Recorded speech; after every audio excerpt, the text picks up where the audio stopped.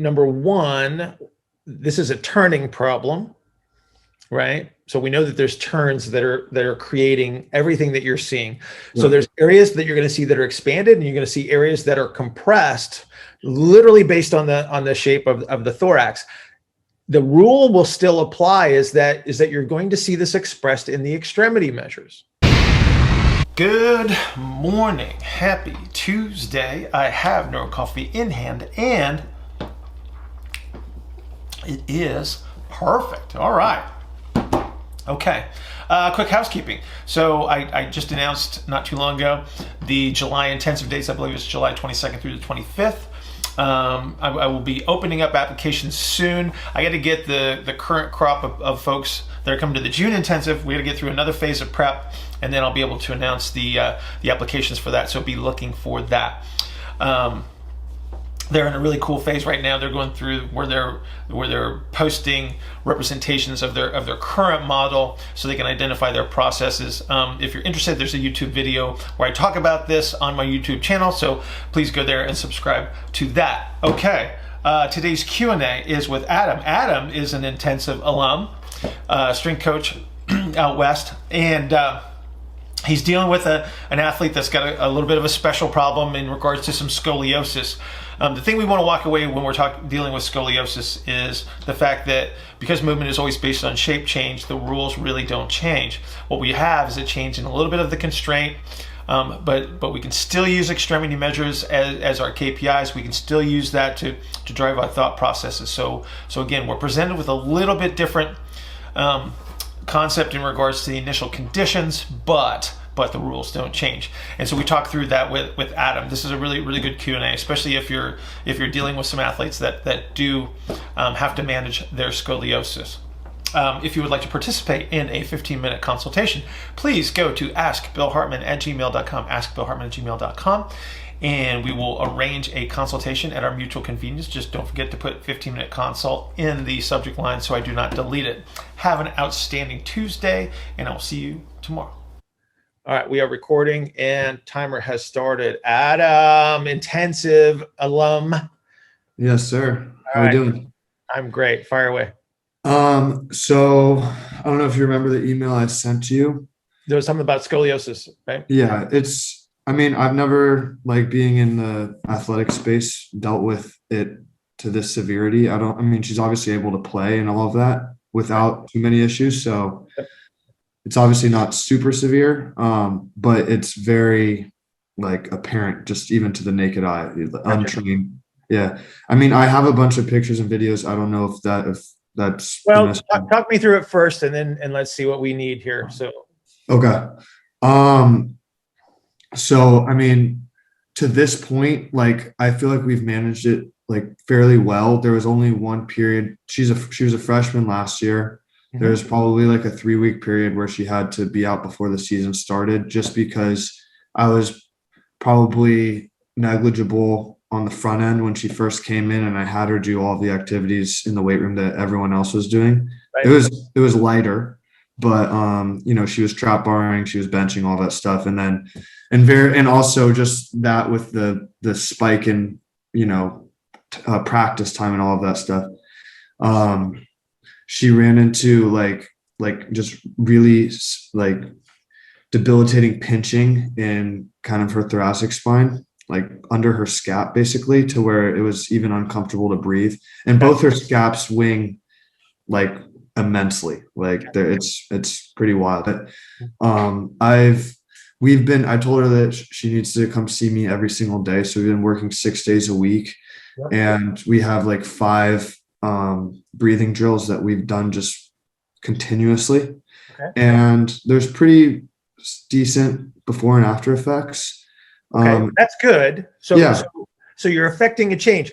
And I think one of the key elements here, not to cut you off, but one of the key elements that you stated at the very beginning was that you've been managing it.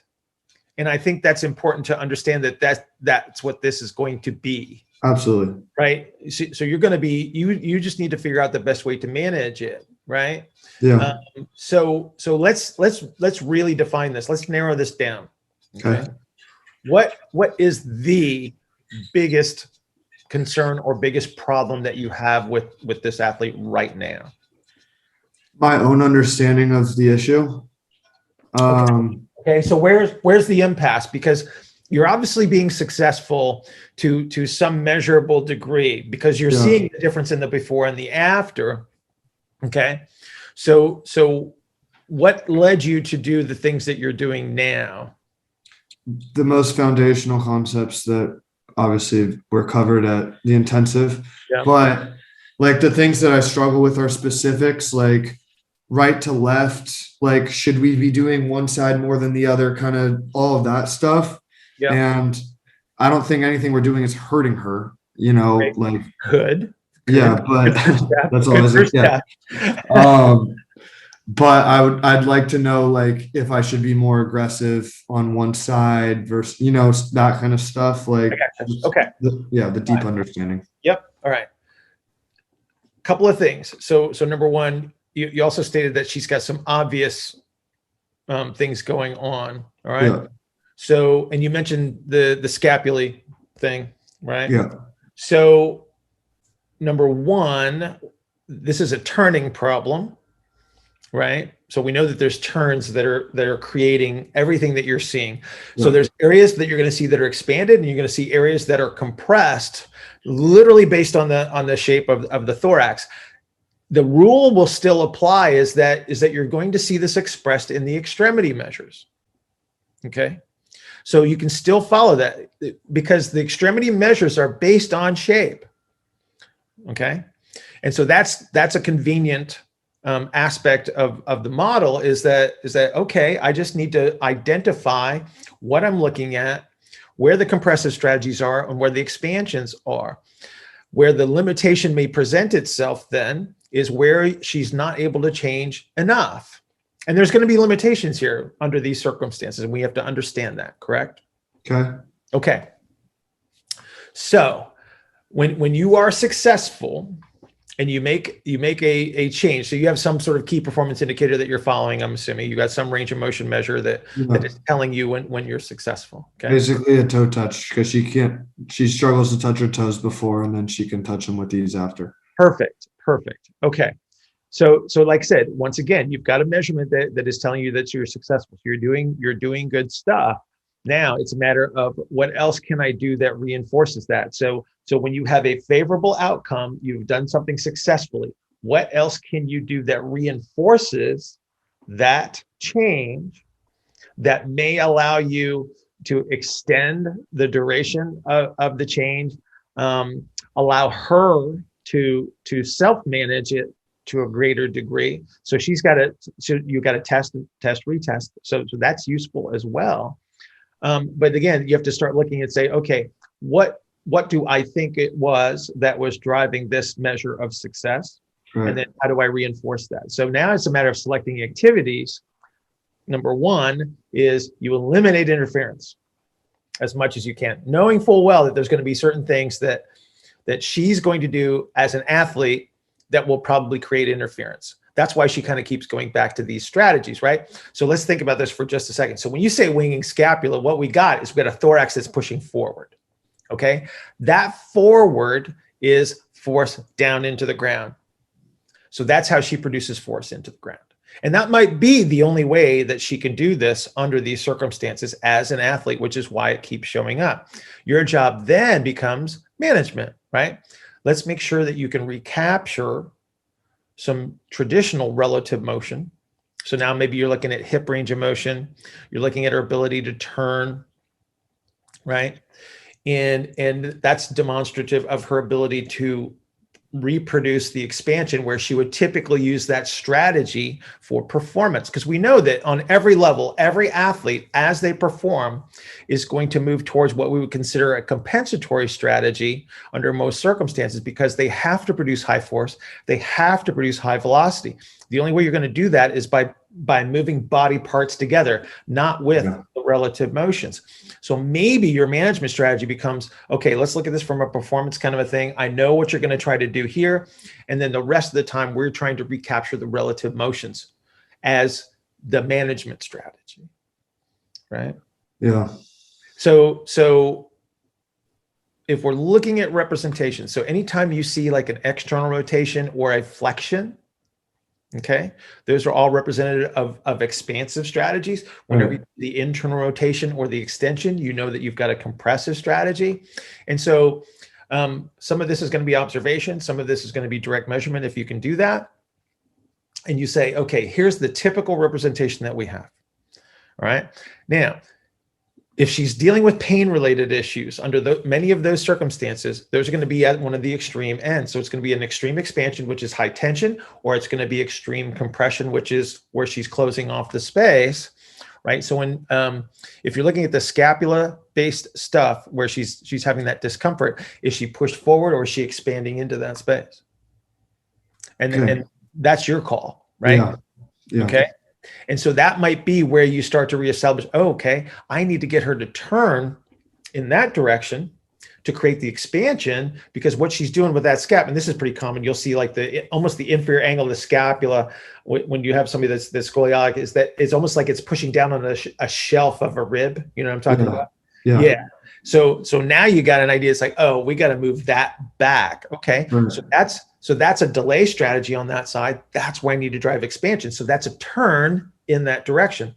So when we talk about propulsive phases, she's probably got to capture an earlier propulsive strategy. Okay. Let me also offer another piece of advice. People get a little carried away with the spine in regards to scoliosis. You get the same turns in her pelvis and you get the same turns in the lower extremity. And I know you know this, okay? But I'm just throwing it out there. I appreciate that. Well, because think about this. It's like you get the strategy addressed through the axial skeleton, and then you forget about the lower extremity. And guess what happens? She's going to go right back into her turns. And then again, she's probably going to do that during performance, and that's okay. We kind of understand that. But again, if I'm trying to teach her how to manage this thing when she's outside of the performance realm, I still have to teach her how to capture a foot position. I still have to teach her how to capture the knee position and the hip orientation, all that stuff. I got to put all of that together, because if I ignore one piece, then I don't have a big enough effect, right? I get this local change and I get the change. My KPI looks better. And then she just takes 3 steps away from me and it's gone. Right. Yeah. So putting all of those pieces in line, because I think you've got a pretty good understanding of what you're doing here. Right. But you know, like a couple of things to just keep in mind. It's like, don't look at her as a spine and a thorax with the scoliosis. Look at her as a human being with all of the turns. That's a big deal. And then say, okay, what am I willing to let her have access to, because I don't want to steal performance from her. She's obviously she's obviously a very good athlete if she can manage this and play, right? I just need to give her comfort the rest of the time. Okay. Yeah. What else can I do for you, young man? I know these are tough. I think these are tough because they look different. You know? What do you mean? Well, like visually, like you see things and you go, man, I don't know, but the reality is I think you do know. It's just a matter of saying, okay, what's the rule? Okay, expansion versus compression. I've got 2 options. Where is she biased? Where can I make a change? Where can I intervene? And then just try to be as consistent as you can. And then eliminate interference, right? And then enhance what you can enhance. Okay, so eliminate interference. Real quick, I know you got to go probably. Yep. Another thing I struggle with is if she's doing, let's say, very low threshold activities that still might cause discomfort, let's say a bilateral squat, she still feels something in her knee.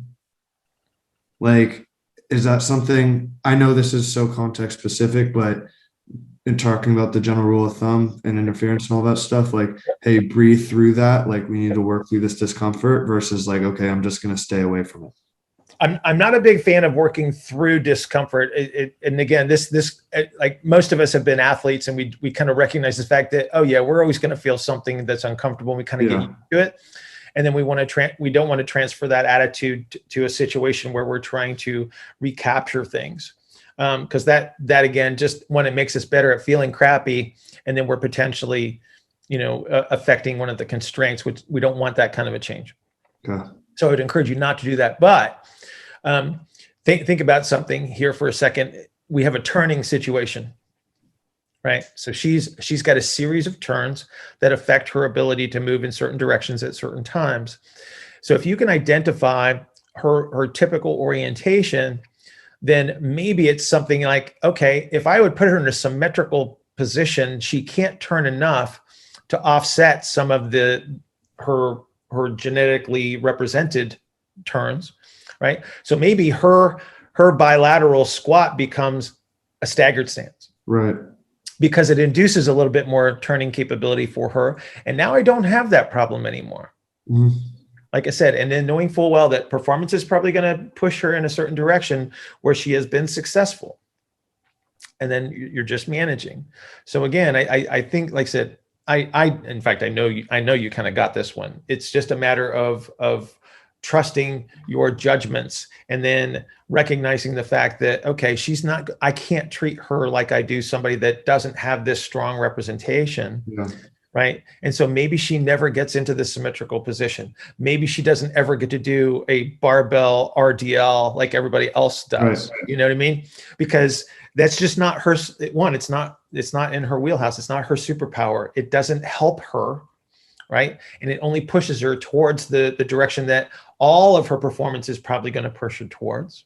Mm-hmm. And then your job is not to try to necessarily enhance a superpower. It is to help her manage her superpowers. That's helpful. Yeah.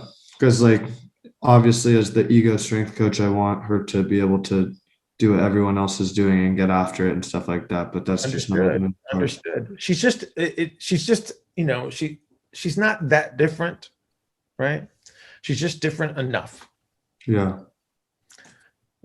I don't want you to stick with your rules, stick with your compression and expansion rules, right? Use your key KPIs to guide you, right? Teach her how to understand this. Come on, there we go. Teach her how to understand this. Yeah. Right? And that way you don't want her to feel unusual. Right, because everybody else is doing this activity, she's going to have to modify it to this degree. Yeah, and technically speaking, you could do that with any group of athletes that you work with, right? Yeah. All right. Did we help? Yeah, it's good clarity for thought. Yeah, like I said, I think you're on it. Yeah. I trust your judgment, because I think you're already on track. It's just a couple of things that, like I said, just pay attention to a couple of things that either might be interference or that you just need to understand it as management. Okay. Happy birthday coming up. Oh, well, thank you. It's that, boy, you're like way early, like a month, but I appreciate this month. It's your birthday month. It's May. It's actually in May. It's at the end of May. Today's May 1st. Today's May 1st. Are you serious? Yeah. Oh, by golly, it is. Okay. So the celebration begins today. All right. I'll take the month then. There you go. All right, brother. Good to see you. Thanks so much, Bill. Yeah, great to see you. Have a great day. See you later. All right, bye.